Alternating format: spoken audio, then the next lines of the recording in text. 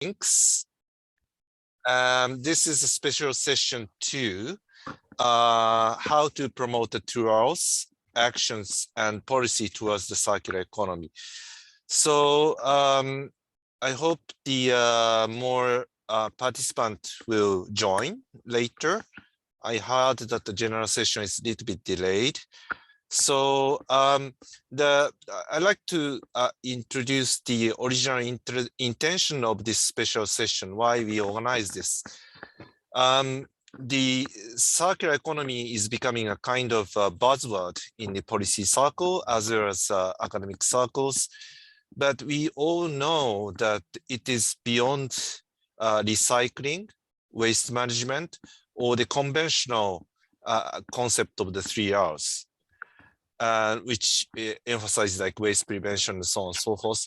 It is more about, how to say, encouraging a new business model, new consumer behavior and lifestyles, which can, how to say, reduce the use of the virgin materials and products and so on. So we think the what kind of the current knowledge is there to promote such kind of new business model, consumer behavior, that will be really key for facilitating transition to circular economy. And actually, when I participated the last meeting of the Japan Society of Waste Management Material Cycles, Professor Yamaka, who will open this session, touched upon a quite interesting point on how to promote the non-conventional 3R related actions by businesses and consumers through policy intervention. And that is, I think that is touching a bit on the interesting point. That's why that Yamaka-san and I discussed together some researchers and practitioner who is doing some research or actions related to that. So we are very glad to have good panelists today. First panelist will be Professor Hajime Yamakawa and Professor Kohei Watanabe, who has been doing research from that perspective for a long time in Japan, who is knowledgeable about also about different cases from Japan and all over the world. So I hope that they can set the scene for this session. And the second panelist will be my colleague, Dr. Chen Liu, who has been doing comparative analysis in relation to the challenges for food loss reduction and waste reduction in emerging economies such as Thailand and Vietnam. And we are very glad to have the also the practitioner point of view. We have Ms. Claire Gnara from RAP, who is the head of the RAP Asia Pacific. RAP is a very unique organization, originally from the UK, trying to promote the public and private partnership to promote more sustainable consumer behavior, contributing to the circular economy. And finally, we have also Dr. Simran Talwan from University of Technology of Sydney, who has been working on the research and case studies on circular business models. So having said that, I'd like to invite first Professor Yamakawa to set the scene. So Professor Yamakawa, please.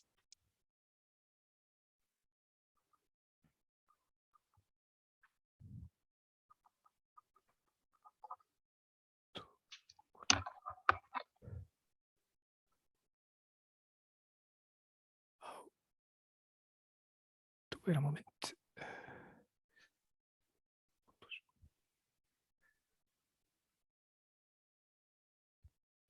Can you see? Hotta-san, can you see my slide? Yeah, slide is visible. Okay. Okay, then hello. My name is Hajime Yamakawa, and title of our presentation is 2 Hours Action and Policy Towards Circular Economy, focusing on. Sorry. Oh, wait a moment. ちょっとごめんなさい。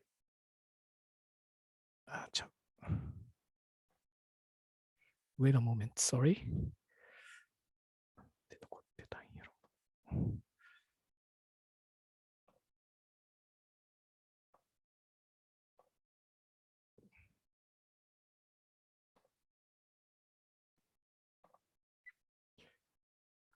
Okay. So the title is like that. To our actions and policies towards circular economy, focusing on single-use plastics and food loss and waste. And today I'll give the first half of this presentation, and Professor Watanabe follows for the latter half. Professor Okayama is another co-researcher.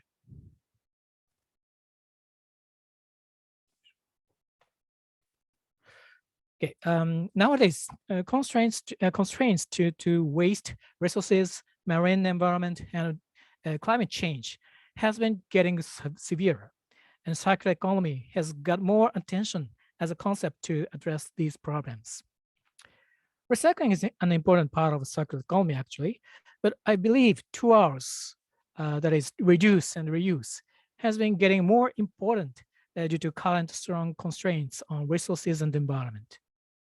So today, we'd like to present policy frameworks based on example measures for single-use plastics, especially containers, and household food waste, in order to discuss how to make progress on policies for the promotion of 2 hours.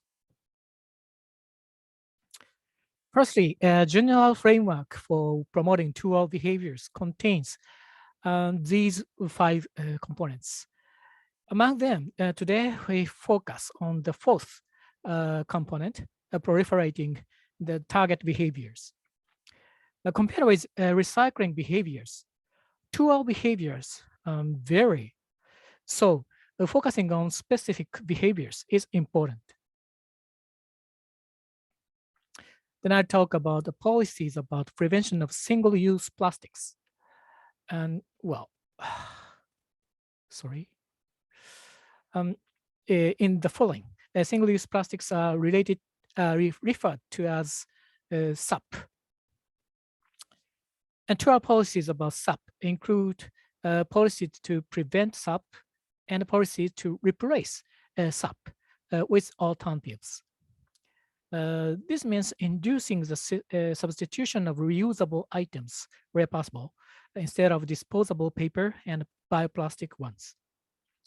From the perspective of resource and environmental constraints, this type of policies are important to be introduced more. So here I focus mainly on behaviors to replace SAP containers with business-owned or bring your own reusable containers.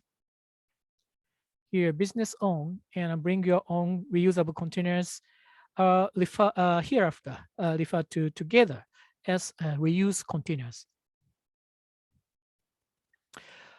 Looking at 2 policies of SAP from this perspective, they can be divided into 4 groups.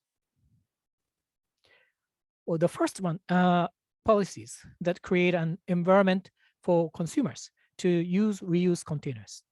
This type also means promoting businesses to introduce reuse containers. And second, policies to encourage consumers to choose reuse containers. And the third, to support the above, policies that provide incentives to prevent SAP. And fourth, policies to eliminate SAP. Below, we look at each of these in more details. As for the policies to creating an environment for consumers to use reuse containers, we set 5 groups based on the objectives. First group is policies to support businesses to introduce reuse containers and containers. And it include coordination with food hygiene policies, such as deregulation of sales using reuse containers. And informational support, like organizing seminars on reuse-based businesses. And economic support by public sector or by PRO, or producer responsible organization in APR systems. And the development of infrastructure for reuse and creating government demand. Well, because of the time limitation, I just mentioned some of them. Okay, and next, introducing reuse containers in public facilities and projects has similar function for consumers to policies in the previous slide. And as for the policies to provide incentives to introduce and expand reuse containers, we suggest two types of policies: informational incentives and economic incentives, such as eco-modulations. In this case, discounting recycling fees for reuse containers in the EPR scheme.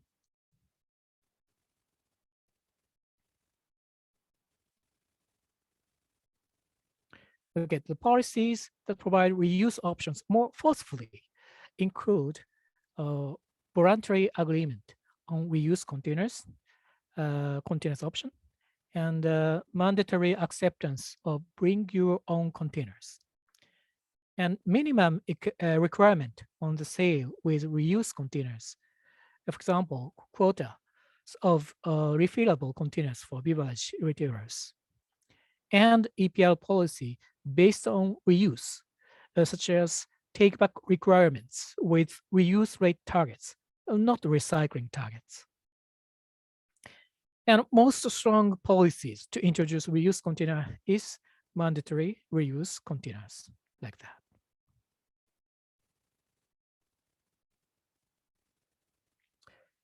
Then policies focusing on consumer behaviors include policies for increasing motivation, such as encouraging or enforcing businesses to offer benefits for reuse containers, and policies for lowering barriers, like that.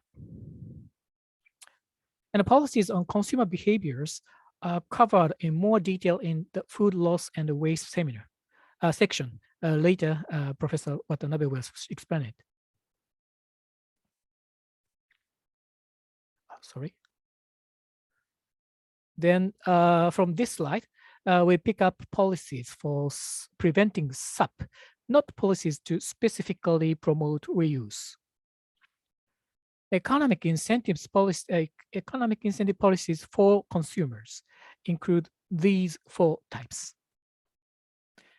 And as for the incentives policies for businesses, informational and the APR policies are included. And lastly, policies to eliminate SAP include ban on SAP and also support for business exiting from SAP. For example, on time-limited subsidies for business change and job change through the impact of prohibition and significant reduction of SAP.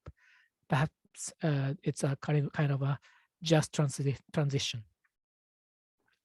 And policies should be devoted by combining these groups, by combining these groups and the types of policies properly according to the situation in each country and region. My presentation ends here and will be continued by Professor Watanabe. Please wait for a while. Okay, thank you. I'll take over from here. I hope you can hear me. And yeah, let's swap the shared screen now. It's this one.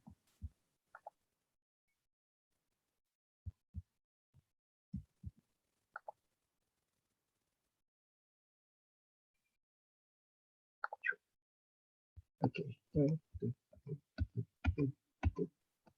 Right. Okay. So from here, I'll be talking about food waste. First of all, I'd like to point out that food loss it means wastage of food at production and processing stages. And food waste is those wastage of food from a household, retail, food services, meaning restaurants, hotels, etc. Most food items, food waste falls under municipal waste. So local authorities are usually in charge, I suppose. So reduction of food waste from household involves a relatively contrasting kind of approach from plastics in a way. Like plastics, you can ban like single-use plastics, but with food waste, you can't ban people from wasting food, I guess. And we have to rely on voluntary actions. So that means we can only implement indirect measures such as awareness raising and providing incentives. So it's closer to like social marketing and similar to like health policy or traffic reduction policies that encourages people to use public transport. And how to say, the target behavior we want to encourage are like, as an example, I have 3 here. And the last one here, probably date labeling regulations are the only regulatory kind of approach we can apply for reduction of household food waste. Regarding commercial food waste, can be more regulatory in a way, and it could be more sensitive to incentives because they are for profit. But today I would like to focus on household food waste. Right, reduction of household food waste, whoops, go back, involves such kind of actions, I would say. Basically, you want to change behavior of people. So we need a trigger for behavior change and make it easier to pick up new habits and also break old habits.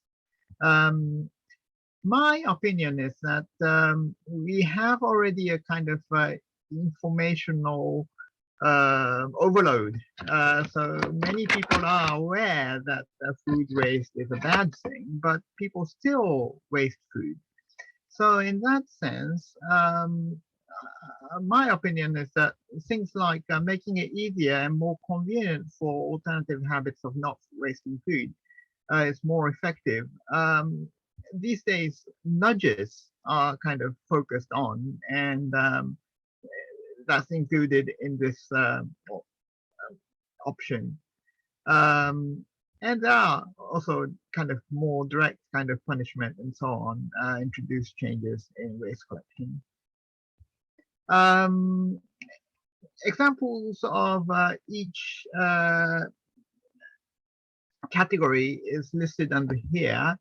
So please have a look at them. I suppose that the PowerPoint slides will be available for you to be downloaded, I trust.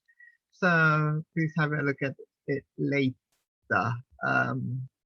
So one example is, yeah, because we didn't have any photos or anything up till now, so showing some photos. So this is an example of where is it? Change behavioral environment. Suggest to place perishable items in well visible section fridges, and so this is a kind of nudge initiative. So refrigerators can turn into graveyard of food, and items get forgotten and spoiled. So provide a plastic box for sorting food in refrigerator, suggesting putting items nearing expiry into this box in the fridge. So it could be named Eat Me as Soon as Possible box, and provide them maybe as a reward for attending an event or cooperating with surveys and so on. If people receive some kind of thing for as a reward, then they think they've won it, so they want to use it. So that's part of the nudge. And also, then these perishable items will be more visible within the fridge. And we've tested it, and we had positive results in reduction of forgotten food. So such kind of initiative can be taken as an example.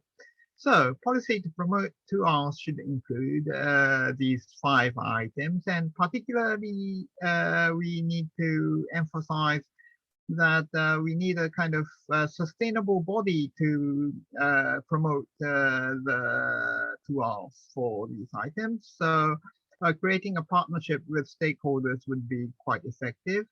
And if we implement interventions, we need to define where we are focusing on specific target behaviors and measure its outcome and evaluate whether the intervention is effective or not. Otherwise, if you just do something that's doable and easy, we don't know if it's effective or not, so it could be a waste of time. And policies for promoting target behaviors should be designed based on the target you set and the local conditions. So it's very difficult to say this is the silver bullet for solving food waste or so on. So I think we have already run out of time. So I first summarized the items presented. Yeah, so this is basically summary, I guess. Yeah. Thank you. So thank you, Yamakawa-san and Watanabe sensei. So do we have any questions, comments? That if the audience have questions, comments, then please type into the Q&A box. In the meantime, to a little bit facilitate the discussion. So what Watanabe sensei mentioned is touch upon very kind of difficulty.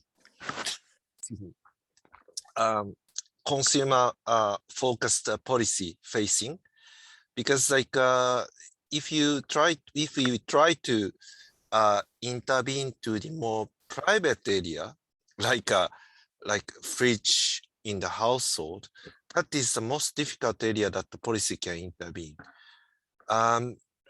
Do you have any suggestion that what is the limit of the policy can, how to say, like intervene, or like because of this new evolution of digital technology and so on, that should be, how to say, more intervene to our daily lifestyle?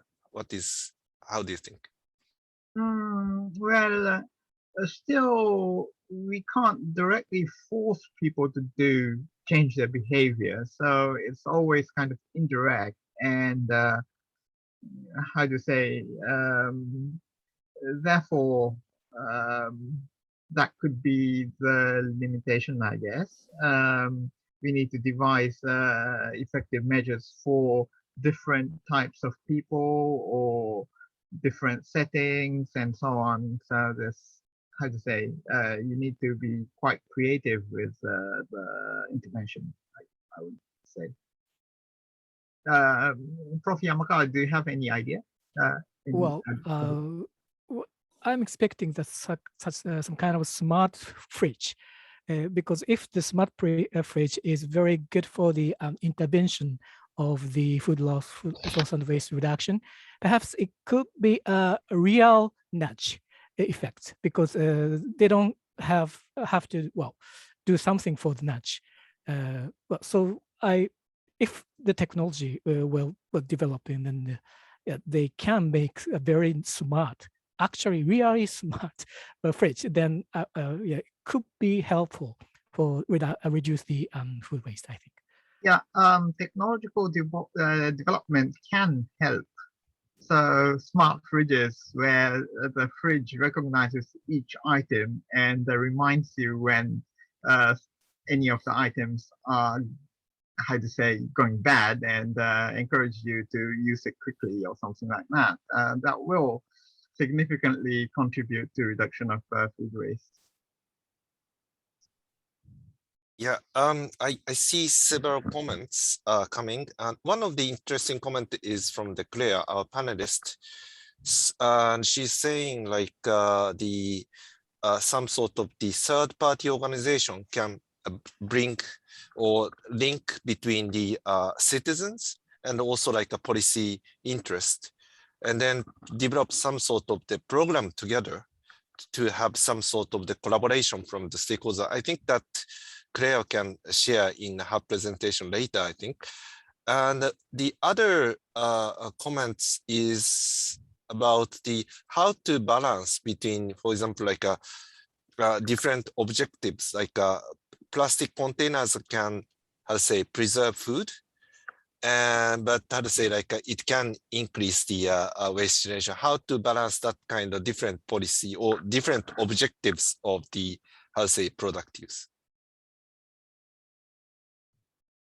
Well, as for the the balance of the food waste and the plastic waste, well, I think RAP recently, reports a kind of a some kind of research results that the plastic, so reducing plastic doesn't increase food waste or something. So perhaps it's necessary to scientifically clear what's happened, actually happened, some kind of policies, after introducing some kind of policies. And also, the refresh report also said that the most of the area, they can find some kind of win-win approach. So it is also necessary to seek such kind of route. And of course, if there are some not confusing, but if there are some difficulties to compromise, the win-win approach, perhaps we have to seek the better compromisation. Yes. How about Kohei? Yeah, I'd like to say that how to say, we if we are not careful, then we might increase waste plastics in order to reduce food waste. But most of the plastic packaging actually is for kind of how to say, marketing and cosmetic purpose, and it doesn't contribute to longer preservation of food items or something like that. So yeah, to a quite further extent, we can have a win-win solution regarding plastics and food waste. Yeah, thank you. Thank you for very good insights about this issue. And I think the other panelists can touch upon the discussion that we are currently having. So thank you, Yamakawa sensei and Watanabe sensei.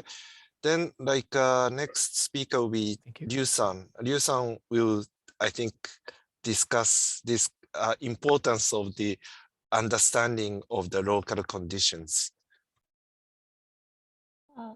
Can first let me share my screen and check my voice. Can you see my screen now?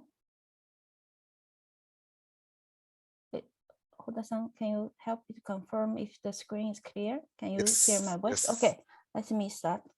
Thank you, Hotta-san, for your kind introduction. Yeah, my name is Liu Chen, and I'm a researcher with the Sustainable Consumption and the Production team at IGES. Our team aims to support Asian countries on the path to a circular, low carbon, and decarbonized society by redesigning consumption and production patterns as well as lifestyles. Dr. Hotta takes the leadership of the team. And today I'm very happy to share some research results from our previous pilot studies on food and plastic waste issues conducted in the Bangkok and the Hanoi, together with so many experts in the same research field. I will start by setting out the research background, research boundary, content, and the methodology, and then I will introduce 3 previous pilot studies together with the main findings. I will conclude by presenting some further challenges and opportunities. As you may know, many food waste and reduction targets are set at the global level. However, the baseline is not clear in most of the Asian developing countries due to the lack of the data. Meanwhile, several countries have issued bans on specific plastic products. For example, Thai government released a plastic waste management roadmap to phase out the use of plastic by 2030 and issues a ban on single-use plastic in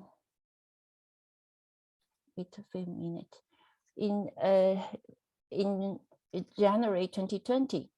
However, COVID-19 pandemic have enhanced the complexity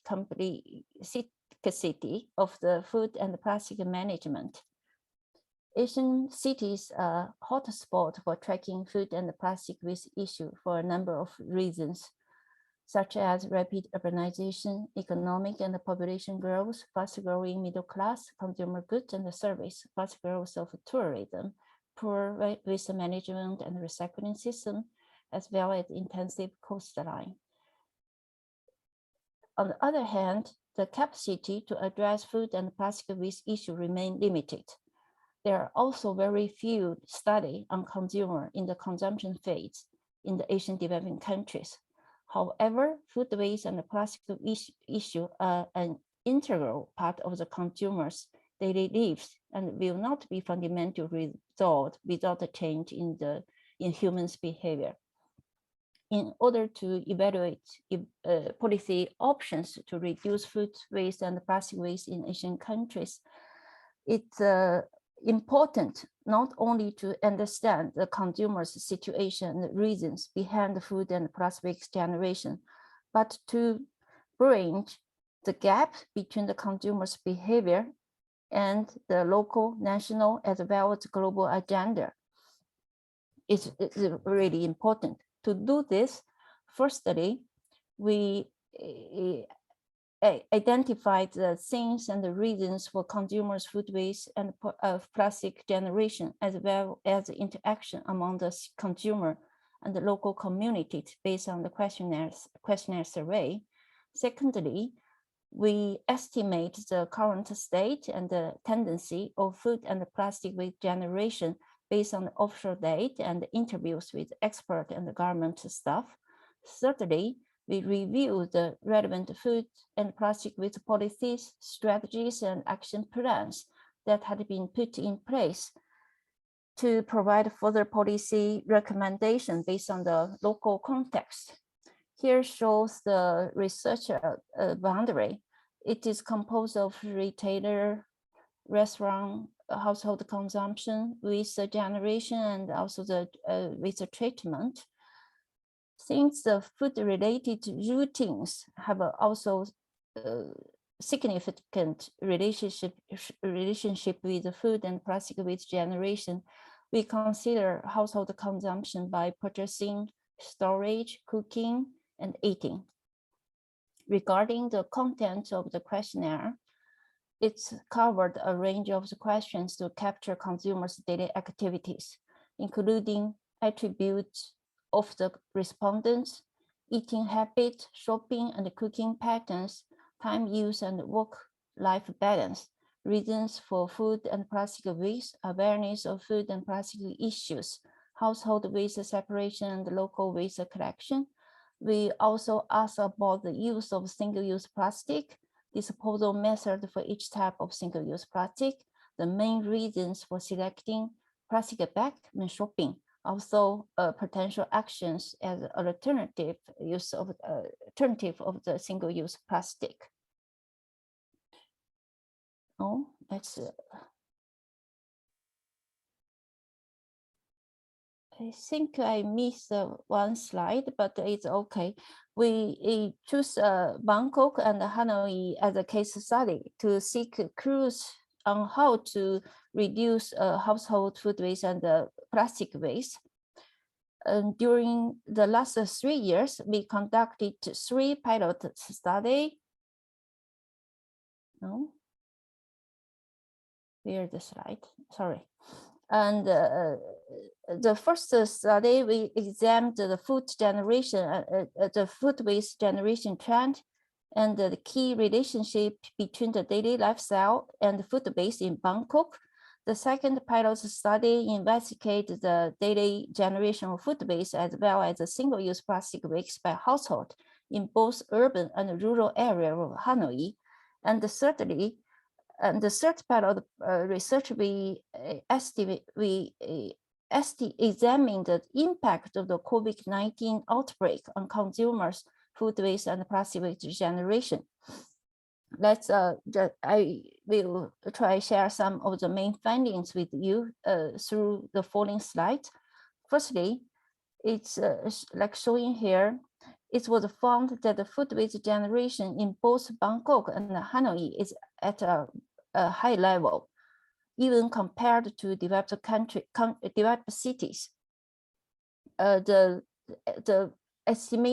Bangkok food waste estimation is based on the official date by local government, while Hanoi's estimation is based on the self-reporting date from our household survey, because the official published data is not existing in Hanoi. The food waste generation estimate in Bangkok is between 0.32 and 0.53 per kilogram per person per day, while in Hanoi, 0.29 in urban area and 0.42 in rural area. As you can see, even compared to Tokyo, Japan, and the UK, the food waste generation in the Bangkok and Hanoi is at a high level. By the way, the food waste used in this study considered as a decrease in the quality and quantity and the quality of food resulting from the decisions and actions by the retailer, food service provider, and the consumers, which followed by the definition by 4.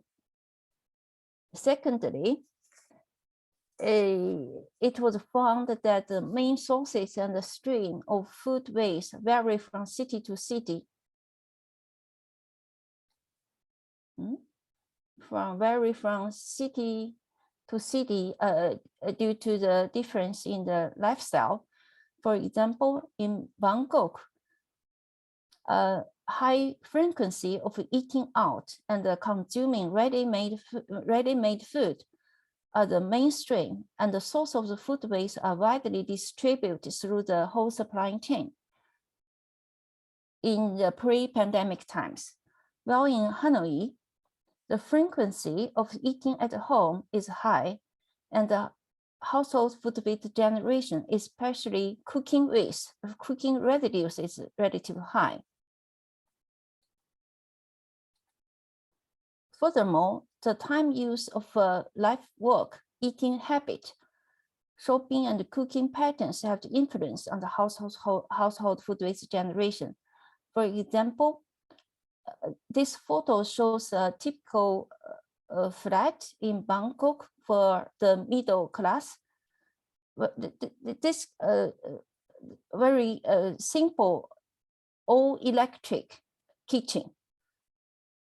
And together with the abundance of the food options and the long commuting times, this reason might lead to the outsourcing of cooking in Bangkok.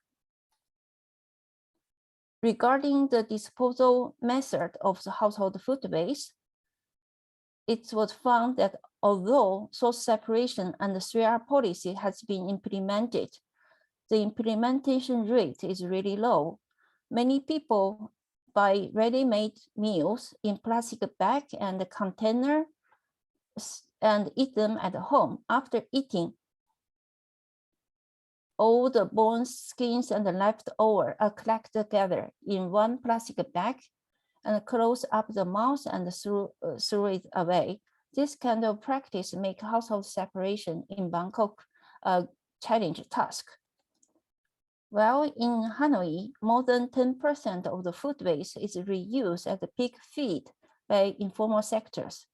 This kind of informal sectors still have a very important roles in food waste recycling in Hanoi, although this is showing a decreasing trend in recent years. Let us move on to the use of single-use plastic by household in Hanoi. Plastic shopping bags are the most frequently used type of single-use plastic, at almost 27 a week, equal to 4 a day. Considering the global average consumption of almost 1 plastic bag per person per day, it's clear that the plastic bag consumption is at a high level. Also, plastic bags are used more often in rural areas than in urban areas. However, about 70% of these bags are reused as kitchen bin liners in daily life.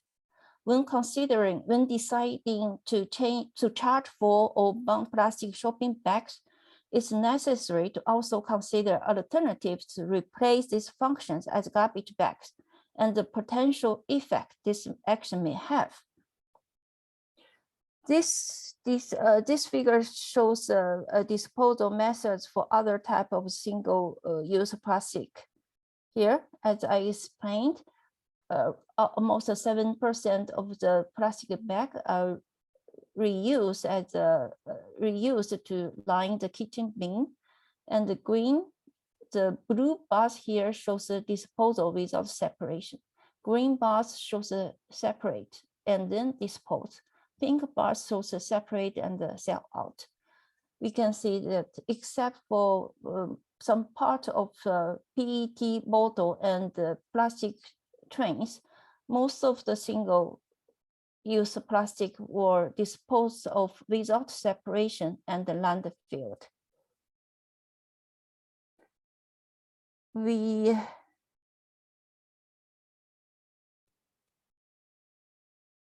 We also conduct a face-to-face follow-up survey in Bangkok City during the COVID-19, which present a snapshot of changes in the consumer's lifestyle during that special period.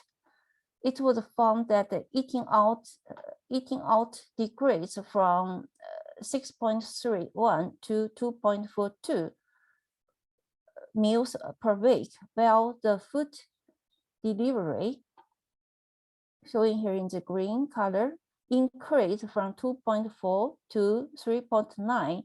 Also, the eating at home increased from 6.12 to 8.26. 76% of respondents felt that the food waste and the plastic waste generation had increased.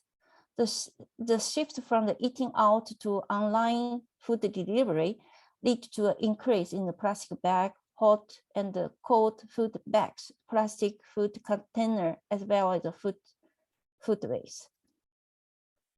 Another surprising thing is that there are changes to the reasons for the increase in the household food generation during the COVID-19. The two dominant reasons for food waste generation at the home were passing the expiration date and the deteriorated quality before the COVID-19. But together with these two reasons, excessive amount of food and appetizing was cited as the increasing reason for the household food waste generation. This reason may be the result of the inability to predict quantity and quality when ordering online, and may also due to the bad food planning and the management by the consumers. Lastly, here shows a time series change of food waste in the blue color, plastic waste in the red color, and the total amount of the municipal solid waste in the green color. We can see that due to the COVID-19 outbreak and the lockdowns, the total amount of municipal solid waste decreased due to the significant reduction of the food waste from hotel and the restaurant. But there, at the same time, there rapid increase in the plastic waste. This data is on the city level, and at the household level, both food waste and the plastic waste are increased as explained before. Now I think it's time to move to the further challenge and opportunities. It's clear how to fill the gap between the policies and the implementation is a key issue in Asian developing countries. Based on our survey, it was found that most of the respondents want to reduce, reuse, and recycle food and plastic waste, but there is a lack of enabling conditions, such as source separation collection service. Also, the function of the informal sectors decreased in recycling activities in recent years. How to enable the conditions to make the citizen and informal sectors work together with other public and private sector to aim for the transformation towards a circular, low carbon, decarbonized society is a really big challenge. How to develop behavior-based solutions targeting the consumer's daily life and the social practice, and how to develop a comprehensive and inclusive strategy that can trigger the behavior change among the consumers is urgent issue. The COVID-19 crisis have created not only a major challenge, but also an opportunity for reshaping the existing policy framework and identifying the underlying drivers for food and food waste and their links with the plastic packages. It could also be a chance to engage with the relevant stakeholder, including the consumer, to tackle the dual challenge in a way that ensures a good life for all within the planet boundaries.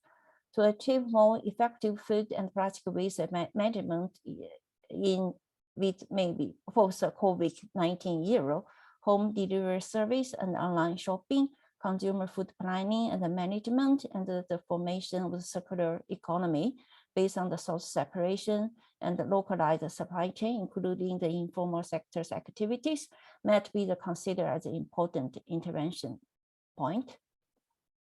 And this study was based on the collaboration with the ISPONE in Vietnam and with Chulalongkorn University in Thailand, and funded by IGES SRF. If you would like to know more details, please refer to this publications or contact with me. Thank you for listening. I think it's time. Thank you.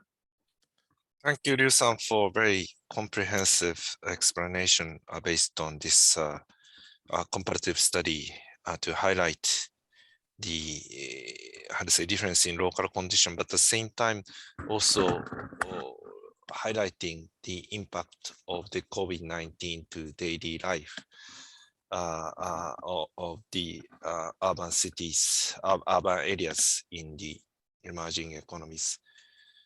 Okay, since we have a time limitation, let's move immediately to Claire's presentation, and then let's come back to the question and answer later. So Claire. Thank you very much. Sorry, I was just answering a question. I actually don't have slides today. You can just look at my face while I'm talking.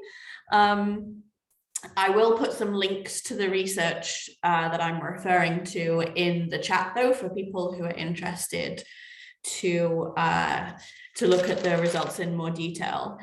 Thank you so much for inviting me to speak today. It's a real pleasure to be here. For those of you who don't know who WRAP is, WRAP stands for the Waste and Resources Action Program.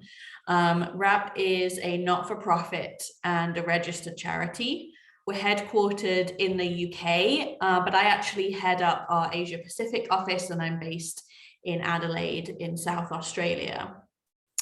RAP has been functioning since 2000, and originally was set up with a very, very specific remit, which was to increase the recycling rate in the UK from a very low 12%. And since that time, our remit has expanded. We've covered a whole range of different kind of policy areas, a whole range of different materials. We've worked on the Olympics in 2012. We've worked in the construction sector. And now we focus on 3 main areas, and they are sustainable food systems, sustainable packaging, sustainable textiles, and they are underpinned by the work that we do on recycling and resource management. So really focusing on a resource efficient and more circular economy. We work across pretty much all of the continents, I think with the exception of Antarctica. We have projects around the world on all of those different policy areas or subject matter areas. And I myself have been with RAP for 16 years. I've covered a lot of ground in that time.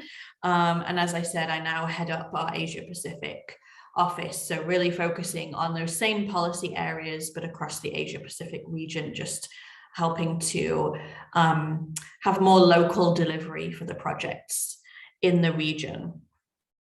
What I wanted to do today was to present some research which my colleagues on the panel have very kindly referenced for me, which is great, around packaging and food waste, actually. So this is some research that RAP published this month that really looks very closely at the relationship between packaging for fresh fruits and vegetables and food waste in the home.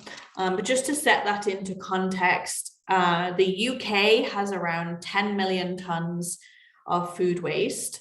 70% of that is in the home, which sounds like a very high number. That's because we've been very effective at reducing food waste in the rest of the supply chain. But of that 70%, half of that is fresh fruit and vegetables that could have been eaten, with a value of around £2.1 billion.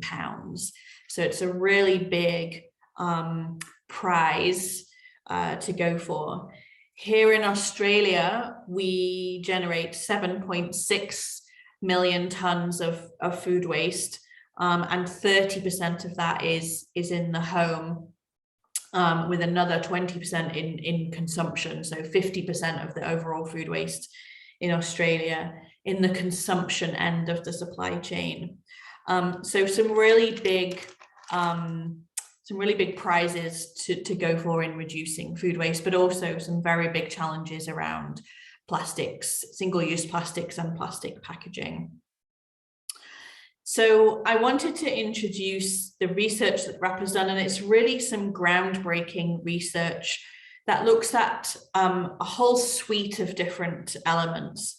So it looks at why food is wasted in the home. So really building on earlier research that we've done particularly around date labeling.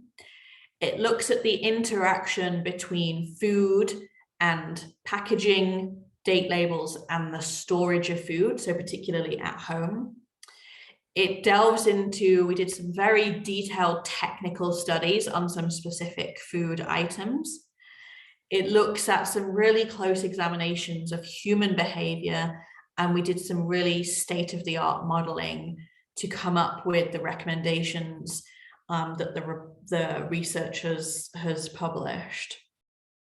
And it's really around behavior change, but across the whole supply chain. So not just asking consumers to change their behavior, but also changing some of the behaviors in and around the retail supply chain, to help reduce both the number of plastic items, but also the amount of food waste.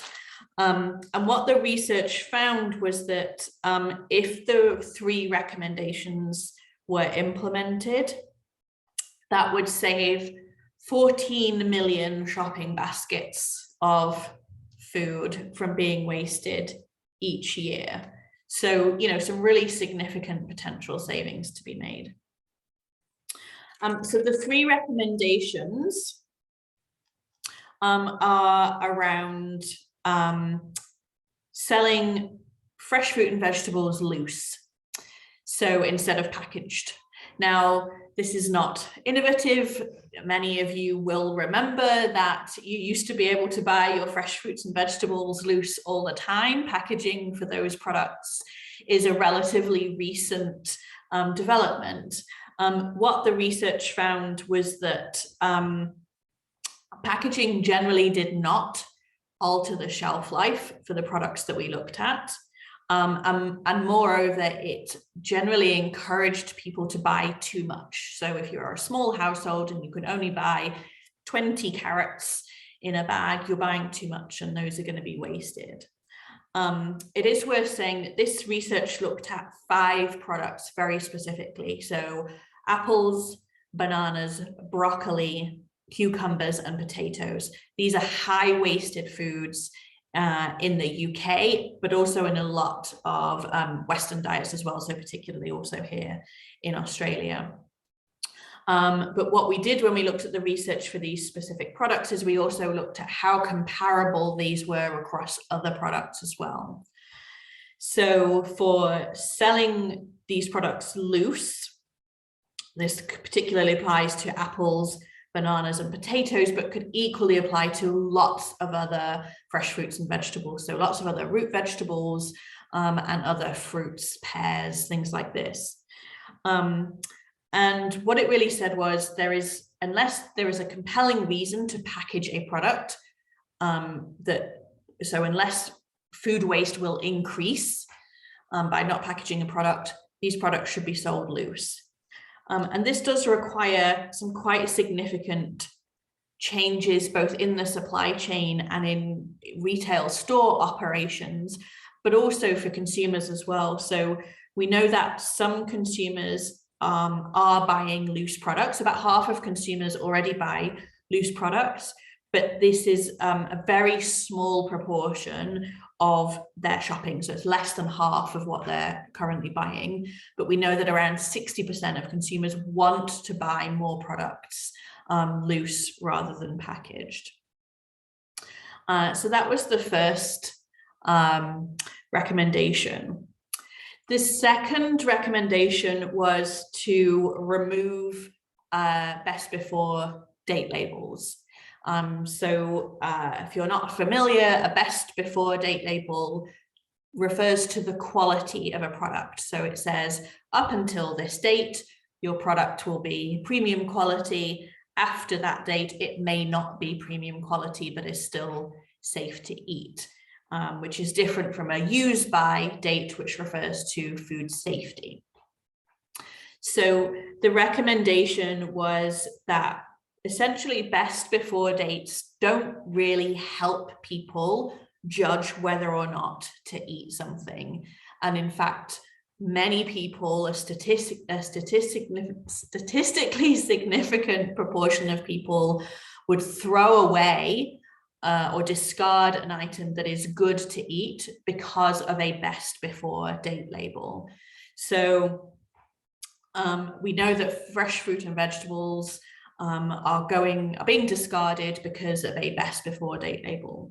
So the recommendation there is really to remove that completely, and where a date label is required or wanted, not to deviate from the best before terminology that links into the consumer campaign that runs in the UK, Love Food, Hate Waste, that educates consumers about best before and use by, and it's important to have that consistency of terminology. What we estimated from that research is that the reduction in food waste from removing the best before date labels would be equivalent to taking 44,000 cars off the road per year. So a pretty significant impact.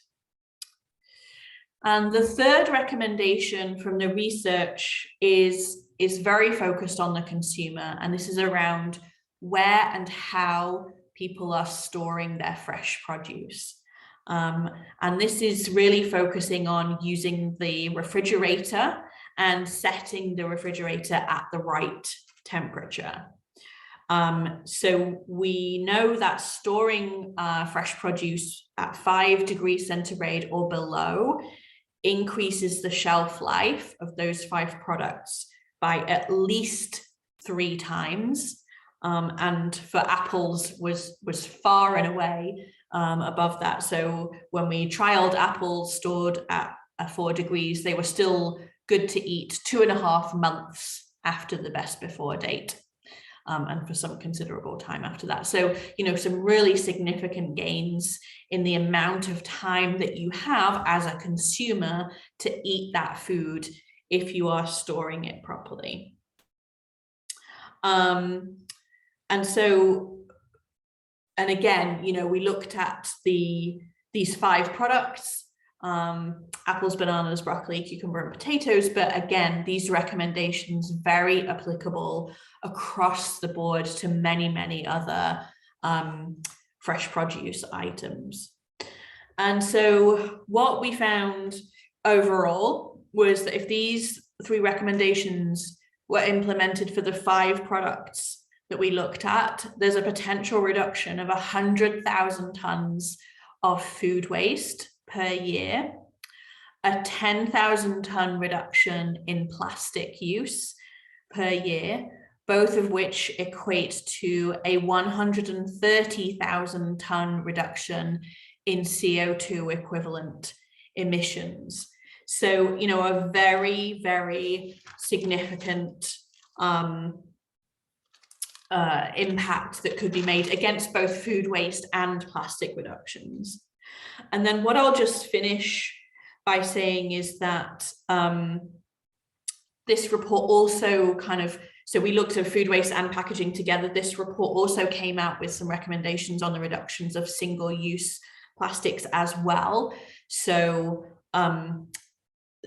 these recommendations around selling loose and not having date labels were part of that, but we also recommended no longer using plastic wrap for multi-packs, so where you're selling multiple of a product. Also the elimination of PVC film, the elimination of non-compostable fruit and veg stickers, and non-compostable tea and coffee bags, and also the elimination of single-use sachets, like sauce sachets in restaurants. So some really kind of strong recommendations from RAP that will no doubt take time to implement. These are not insignificant changes to the way that products are sold, to the way that retailers communicate with customers, particularly around date labeling, and also to how people, consumers, we all store our food at home. As I said, I will pop the links to this research in the chat box if you would like to read more. And I'm also very happy for you to reach out to me via email if you have questions. Thank you very much. Thank you, Claire, for very interesting and very important recent recommendation that the RAP made. And especially, I have one question to you. How was the response from the business sector, particularly like a retailer sector that in UK very strong? So like I want to listen that what is their response? Sure, good question. So RAB has been working with the retail sector in the UK for over 10 years. So we have very strong relationships with the UK retailers. They were very pleased to see that this research has a very strong evidence base. So particularly around the consumer behavior change element. I'm sure you will be familiar that grocery retail is extremely competitive. So market share is everything. Customer loyalty is everything. So being able to show how what the retailer was doing was impacting consumers was a really valuable piece of evidence. So the retailers are broadly supportive of all of the recommendations. Some of them will find it easier to implement the recommendations than others. It will take longer for some than others. But yes, they were very, very supportive, and some of the research that we did actually involved trials with the retailers on selling loose products. We work with them on things like refill. We work with them on date labeling. So they're very involved in the research as it develops. Okay, thank you, Claire. And also, like Simran made interesting comment in the chat box. So if we have time, we want to discuss also about this. So thank you, Claire, for very, how to say, like inspiring talk about based on the RAP's evidence-based research. So like having said that, let's move to Simran. Simran Monique is also doing very interesting work on the circular economy and sharing economy, especially also they are working in the context of the developing Asia. So we'd like to listen to their work. Thank you. Yeah. Thanks, Hotta. And I think Monique has an apology today. Unfortunately, she's on her annual leave. So I'll be presenting on both our behalves. And it's great to be here. Let me just quickly share screen. Are you able to see my screen? I'll just enlarge it. Yeah. All good? Okay, great. Thank you.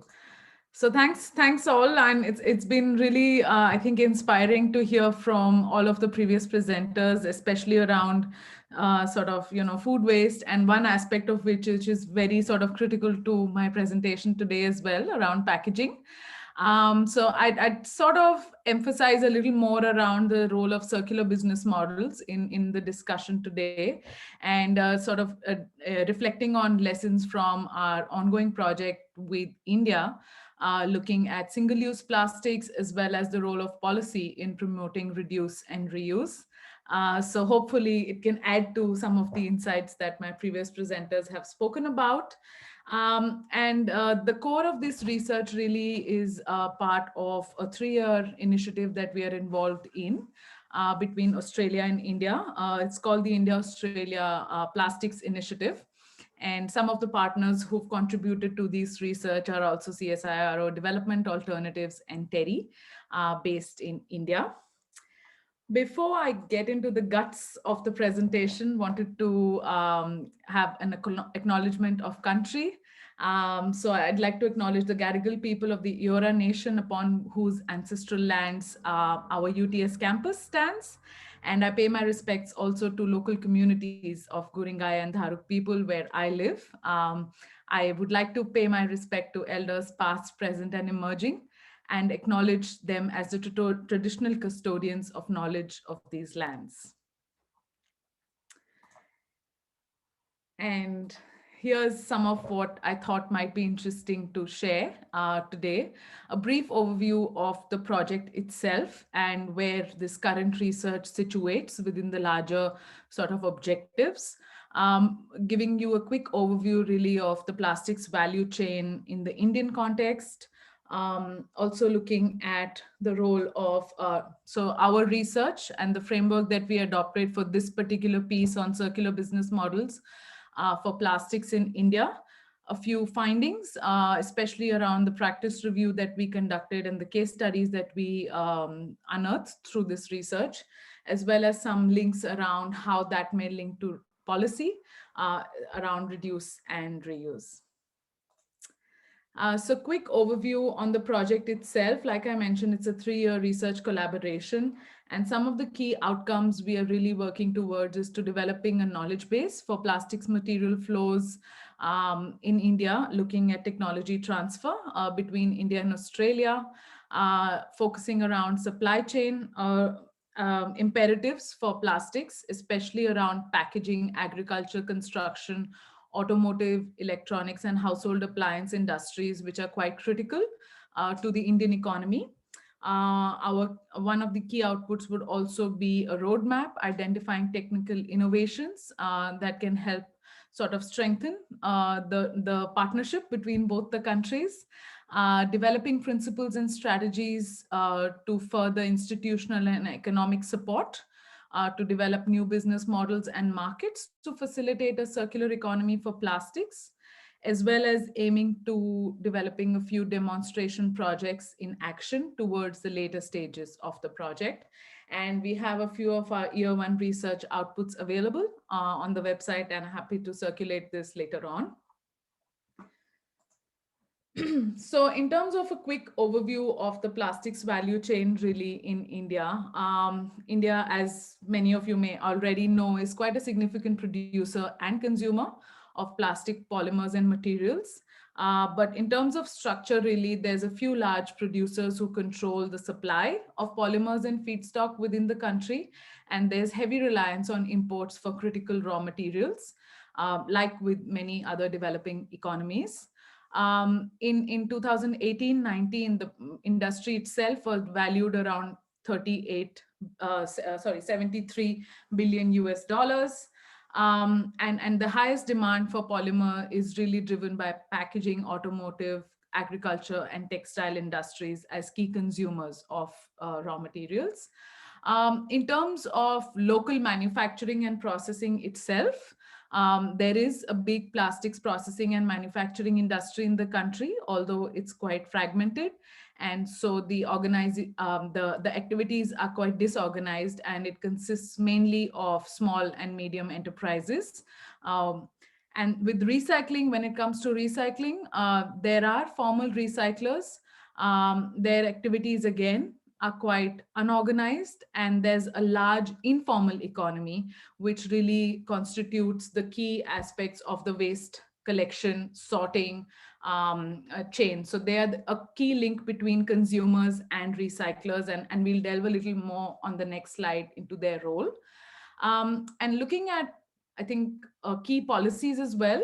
So the plastic waste management rules as well as Swachh Bharat mission are two sort of critical elements in the last decade or so, which have created a lot of awareness and consumer engagement around plastic waste, better management, end-of-life plastics. But a significant gap exists in terms of policies targeting reduction or better use, as well as incentivizing the use of alternative materials. So that's a clear gap that's evident right at the start, and we'll sort of keep reflecting on that as we go. Like I was mentioning earlier, this is a snapshot of the plastics value chain in the Indian context. And if we were to look at just the second row here with the green highlight, that's where the role of the informal economy and the informal sector is extremely critical.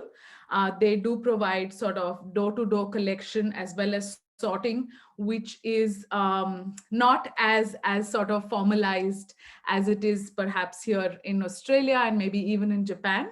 And they also provide sort of critical links to recyclers. Recycling activities as well are sort of staged across the supply chain. And there's a host of activities around waste to energy, waste to fuel, cement industry, taking in alternative fuels and materials from the waste sector, as well as the use of plastic materials and recycled materials in construction. So this is just a quick overview of what it looks like from a value chain perspective.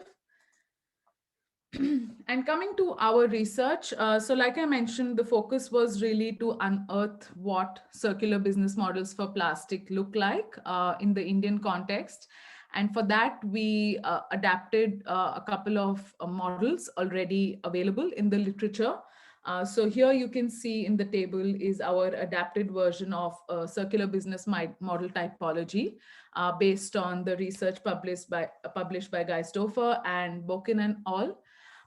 So essentially, we sort of tried to understand, did an extensive literature review focusing on India and understanding the meanings around the circular economy and circular business models before developing this typology, and a few sort of adaptations that we thought would be useful before we conducted our research were trying to understand what these various circular economy actions might mean for the Indian context. So for example, the first stage where we now have substituting originally has dematerializing in the original framework, and through our initial research, it became quite apparent that substituting plastics for other materials was quite a common business strategy in India and was more adaptable as well as relevant to in comparison to dematerializing. So that was one of the adaptations to the framework. We also reordered the categories and circular economy actions to align with our value chain approach. So wanting to clearly understand what might be the changes around design, improving material use, avoidance of materials, extending and intensifying use. So we wanted to prioritize those actions to suggest also that cycling and recycling related activities could be sort of end of the pipe solutions. And then within cycling as well, we identified that reverse logistics and collection systems were quite important categories in the Indian context. So we added those to our understanding of cycling actions. And we also included a few examples which would be relevant to the plastics industry and packaging.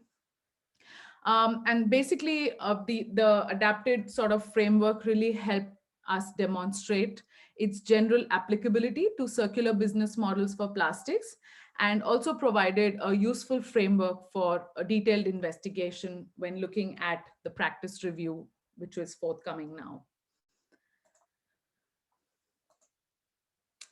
So here, based on the framework that I just showed you, is what we ended up with when we conducted the practice review from India. So we identified 55 unique businesses which had some element of circular business models related to plastics already active within India, and sort of the categories as to which they most closely aligned with. So I won't get into a lot of those case studies, but some of the key examples, and because we were also talking about food and food packaging, I think one of the indigenous solutions that we found quite interesting was this whole service around dabbawalas, which essentially is food providers in English. So they are basically a service which use stainless steel containers to take food from your home, use public transport, and deliver it to your workplace. So it does touch on quite a few aspects of sustainability that we want to promote. But at the same time, it's quite unique to a few cities within India, and is quite a well sort of researched case example in terms of their Six Sigma operations, their strong network of suppliers as well. So that was an interesting finding, and how it aligns to sort of avoidance of plastic packaging in any form, even reduction of food wastage. We also identified alternative and biodegradable materials as well as edible packaging to be on the upswing in recent years as an interesting example of substitution. In terms of extending the useful life of products, a few interesting examples came around for secondhand car sales, quite prominent, quite a big market in the organized as well as unorganized sectors. And I think the repair economy as well was quite revealing, in the sense that it's extremely localized, does not really have a policy impetus to make it succeed. but is quite entrenched in the cultural lifestyle and behavior patterns of society in general. And we found interesting examples relevant to plastics for toys, electronics, some textiles industries as well. In terms of intensifying and looking at sharing business models and leasing, we found a few examples for example, a toy library for sharing, car share quite increasing in scope as well. And lastly, unsurprisingly, a majority of the examples were in the last category, which is focused on cycling, especially around remanufacturing, recycling, reverse logistics, and industrial symbiosis. And over here, we also identified some interesting sort of technology platforms coming up to really connect the formal and informal sector within India. So in sort of summary, really trying to understand what is an established business model in this context and what might be some of the emergent patterns. A few examples came up. So recovery of materials, energy, recycling, waste to energy were quite well established in terms of how they align with circular business model and their principles. Services that avoid packaging, the example of Dabbawalas that I mentioned, repair, reuse, resale from both organized and unorganized business sectors. And some of the emergent business models are around substitution. So using plant-based fibers for cutlery, bags, beauty, a lot of innovation and startups, local startups are on the upswing. Renewable materials for packaging, reusable packaging, remanufacturing and the use of secondary materials. Again, so around, say, for example, construction, furniture industries was quite prominent, even automotive. And lastly, one of the really interesting trends around technology platforms, there's a lot of research really on looking at informal waste management and waste sector in India and similar economies. And there's always been this question whether they should be imbibed into the formal economy, or there should be structures put in place to make the informal sector itself more secure, have better occupational health and safety practices, etc.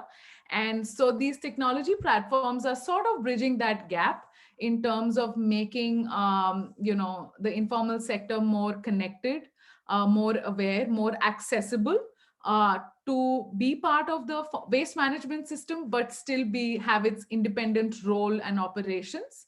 And then, of course, the role of extended producer responsibility and a few policies around that are quite prominent in terms of the businesses that are responding to that need. Consumer education and citizen networks is another sort of a few business model, social enterprises around that. Marketplaces for services, secondhand used product sales, as well as materials. So these are some of the other examples that came out in our practice review.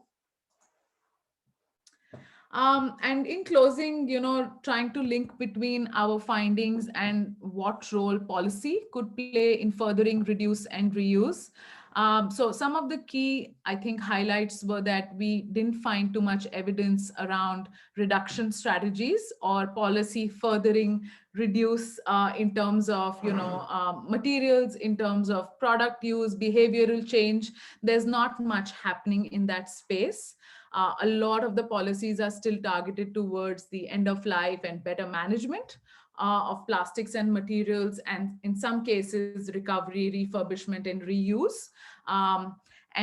Despite the fact that there's a vast reuse economy, so secondhand sales, repair, informal sharing, quite prominent to the culture itself, but not necessarily supported by any kind of formalization or policy approaches. Lastly, we also found quite interesting examples of self-regulated actions by industry and consumers. So ignoring what policy was saying, there are reduction and reuse strategies that are being put forward by industry groups as well as consumer groups. And some of the key opportunities that I thought might be relevant to our discussion today are around market creation for alternative materials and secondary materials. we didn't necessarily find a kind of policy framework trying to enable this space to grow, including green public procurement. Fiscal and monetary incentives for firms to invest in innovation, technology, and research is another recurring theme that has been coming up in our stakeholder engagement and interviews. Metrics for assessing implementation and effectiveness. Formalizing repair and reuse industries to enable that extension of useful life of products, materials, and components with the circular economy approach. And I think lastly, and most importantly, involving polymer producers in the discussion. So that aspect of the value chain is still absent from any discussion around plastics or single-use plastics. And we think that they would be important actors to bring to the table, especially through the role of policy, to target upstream reduction and reuse. So that's it from my end. Thank you. Thank you, Simran. Very interesting study, especially you frame the how to say, different traditional kind of the business behavior into the new perspective, and that can highlight the some potentials of such kind of traditional business model. And we have been keep saying, for example, like emerging economy and developing economy has some good models, but your type of research can shed the new how to say, insight to that kind of traditional business model. The one question is in relation to that the business models such as like Dabawala, how this kind of traditional business model can be adopted to the changing society? Yeah, I think that's a really valid point. I mean, having spent, I would say, a big part of my life back in India, I think I've seen the transition as well that's occurring. So with e-commerce and, so packaging was never really much of a problem while growing up. But I'd say the last 10, 15 years, for example, that's become part and parcel of life. And I think my observation is that COVID has increased the use of a lot of e-commerce, a lot of packaging. So I think, yes, it is not easy without a targeted approach to hold on to a lot of those traditional indigenous principles. So it's and like I mentioned, the Dabbawalas, for example, are more prominent in the city of Mumbai, which has a good train network. So that the trains themselves play an important part as an enabler for them to be able to deliver their service on time, through extreme efficiency. And so it's even without changing behavioral patterns, culturally, the city of Mumbai is more suited to that type of behavior than if you were to look at northern India, which isn't as frugal, I would say, as maybe the western part of India. So I think that's where I feel like the recognition of these models within the economy is an important first step. And policy at this stage is sort of failing to, further or promote these indigenous solutions.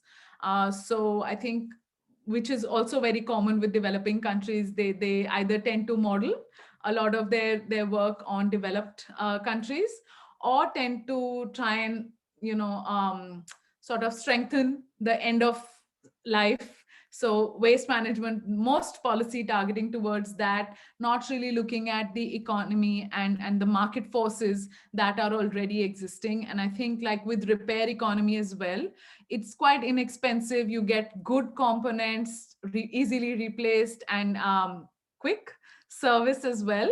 So I think this is where policy really needs to present, options for businesses to want to grow and want to promote such services. So yes, it's not easy.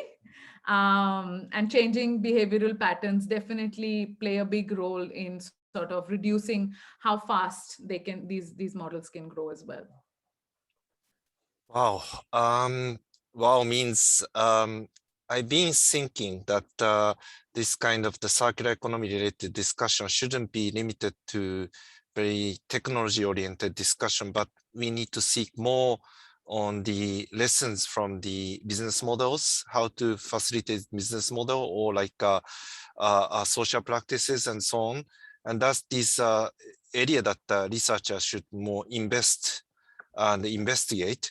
And I feel that this session could highlight the potential of the such kind of the research areas. But time is limited. I thought that the 1.5 is enough, but I think this kind of the discussion can be, how to say, continue for like almost like a day or so. Like, but unfortunately, this is an online session, so we need to close. But before closing, Yamakawa-san, Watanabe-san, Ryu-san, all the panelists, one kind of the one word for, how to say, impression that similar to or like opposed to my opinion. Is there any comments? Yamakawa-san or Watanabe-san or Ryu-san or Well, Claire? I would say that, yeah, research focusing on 2 hours is not that popular yet, and we need to encourage more researchers to kind of delve into this branch of research, I would say. Yeah, and also IMD RAP, they are doing so much, and they have a wealth of information. Similar things, if we could do it in Japan, that will be quite exciting, I think. Yeah. So Claire? Thank you. Yes. Well, I mean, email me. I would love to discuss further. Right. Yeah. We'll keep in touch, yeah. Yeah, I think the one of the reason we invited you is was like you are now, how to say, open up the new office for the Asia Pacific. That's why that we invited you. So like let's continue for the possible collaboration. Okay. Absolutely. Love Yeah, to. thank you. So Yamakawa-san, do you have anything to close? Well, the same as you. Yeah, it's really impressive discussion, and it's I'd like to discuss more. Please continue to discuss not only these members, but also the more in the floors and then another part of the world. Yeah, thank you. Yeah, thank you very much. So Ryu-san? Yeah, okay. I think, yeah, thank you for the whole discussion today. I think most panelists mentioned the behavior change is a quite important issue, but behavior change is not an individual issue. We really need the social transformation, social change. We need to consider how to involve more and people and involve more and more stakeholder, and cover the whole maybe supply chain, and through monetary measures. It's very important. Yeah, I'd like to continue this kind of conversation with all the panel and the others researchers. Thank you. Thank you all the panelists and also the viewers for this session.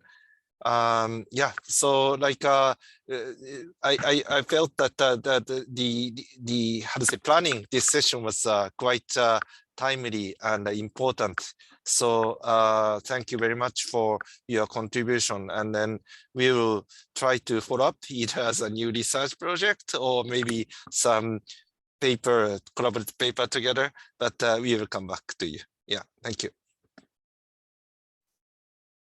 Thank you very much. Thanks, everyone. Thank you very much. Thank Bye. you.